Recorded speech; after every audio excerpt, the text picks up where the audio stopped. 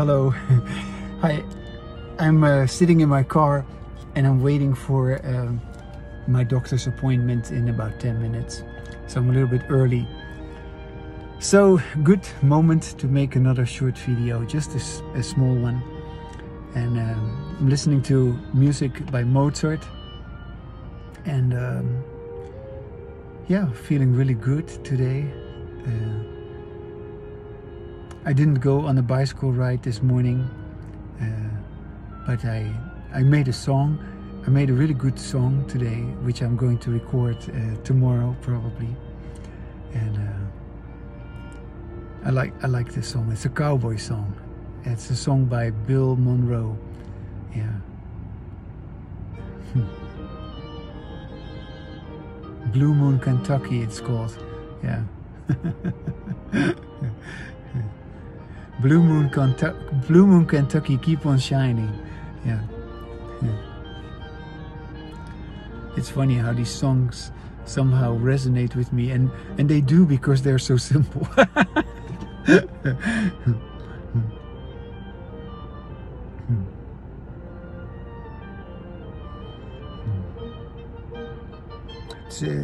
It's a very warm day today, and so I have the airco in my car on, and yeah.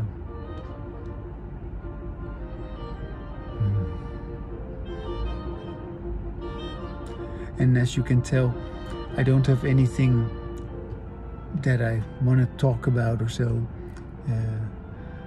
but maybe this is also a good moment to address that when you have embodied language, you never have any predetermined goal, even though of course you can it can be that you want to talk about this or about that,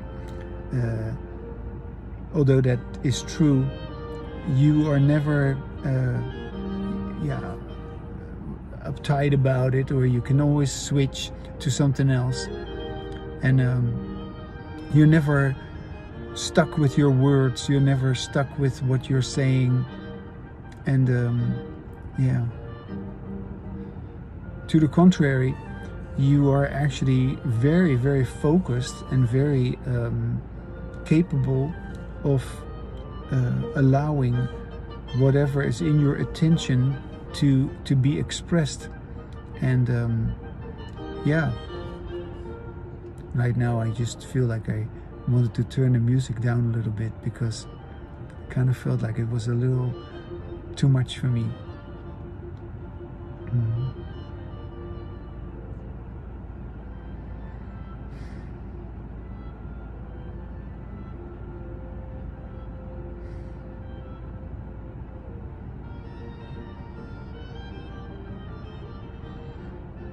Oh yeah, today, this morning, I was just looking at some YouTube videos, and I came across a video.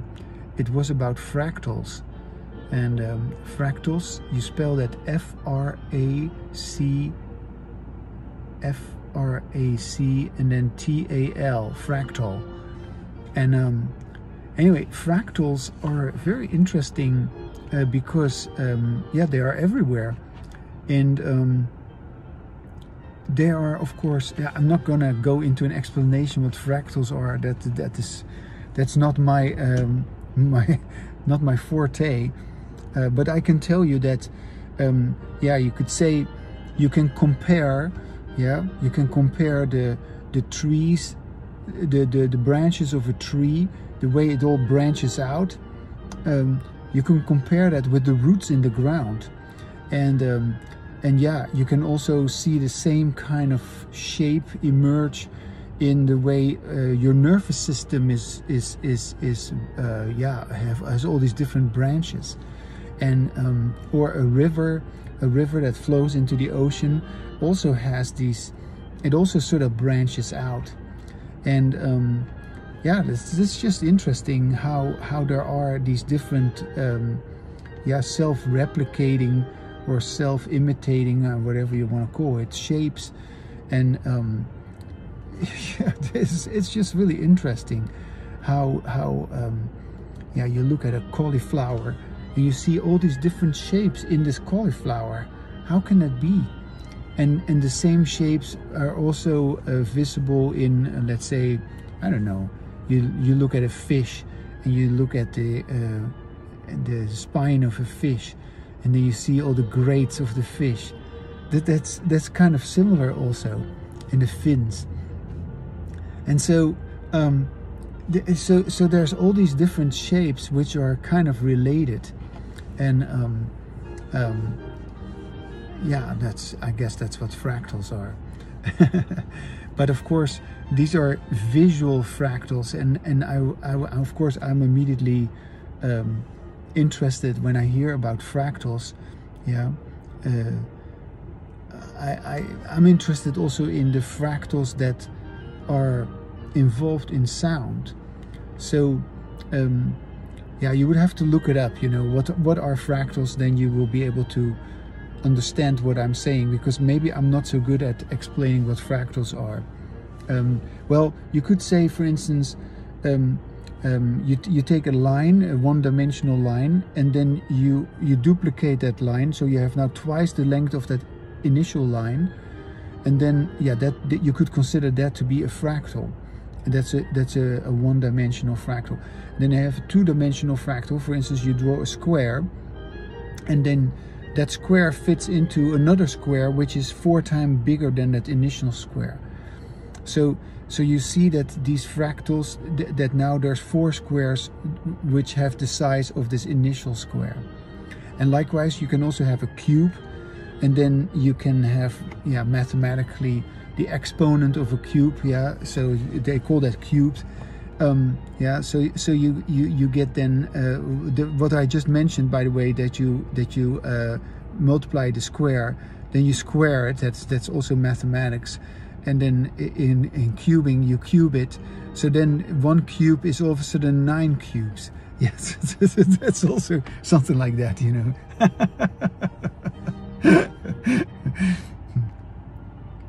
Yeah.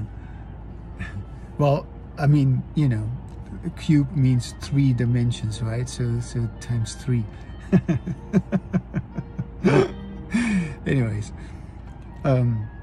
and so this self-duplicating or self-replicating, self-imitating, whatever you want to call it, that also occurs in sounding good while you speak. When you listen to yourself while you speak, you yeah, you kind of replicate over and over again your own well-being. And so I would assume that we are dealing with a fractal of your own sound, your own happy sound. And you feel that sort of multiplication of your well-being as you continue to listen to yourself while you speak and engage in embodied language. Yeah.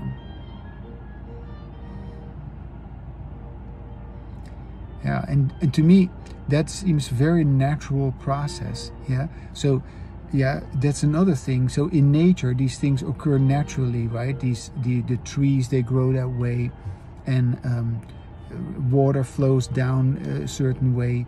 Yeah, there are so many examples. Crystals also, yeah, have all these different shapes inside the crystal which sort of self-replicate. It's beautiful, actually, all these patterns that keep repeating themselves. Well, so it is natural for these patterns to replicate, and these are, of course, organic or naturally occurring patterns.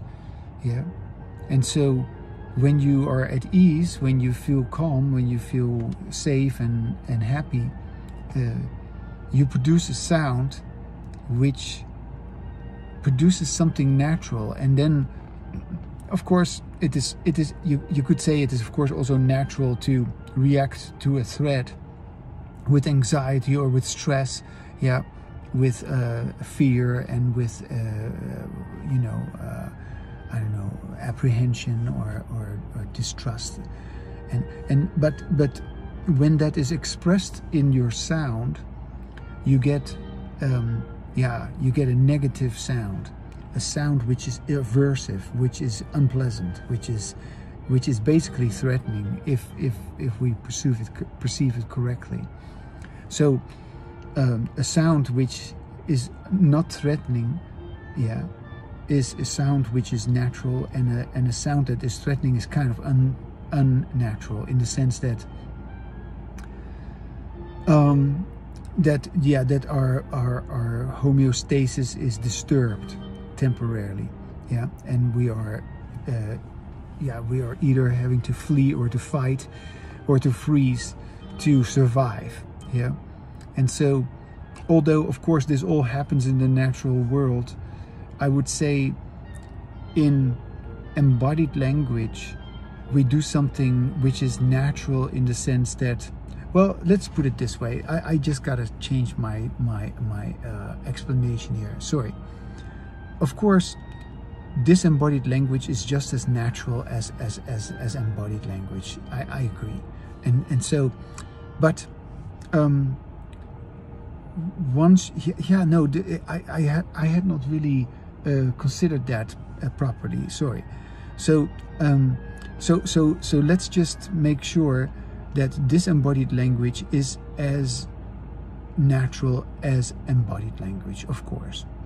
However, embodied language is, of course, yeah, you know, it's just like when you see two animals fighting, they're getting into it, they're killing each other, you're trying to hurt each other, and yeah, damage is being done. They're not having a nice skin anymore, because they may be all ripped apart if they sink their teeth in each other or something like that, you know.